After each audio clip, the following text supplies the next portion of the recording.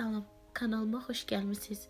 Bugün doyumlu, çox asan, az ərzaqlarla hazırlanan sup reseptini bölüşəcəm. Bunun üçün 1 ədəd iri soğanı xırda-xırda doğrayırıq.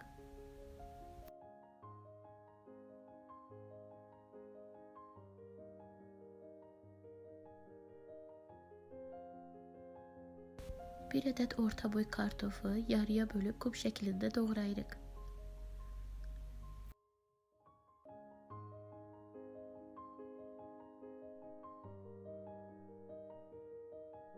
Yağ əlavə etdiyim qazana soğanları əlavə edib biraz bişirirəm.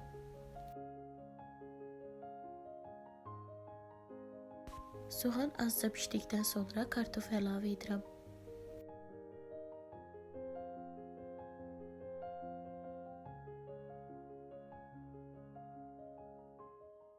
İkisini bir yerdə qarışdırdıqdan sonra üzərinə 1 çay qaşığı sarı kök, azca qırmızı biber, qara istiot və 1 çay qaşığı duz əlavə edib qarışdırırıq.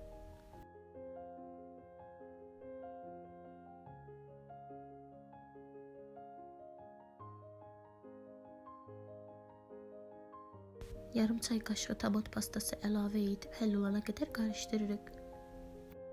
Qarışımın üzərinə biraz çıxana qədər su əlavə edirik.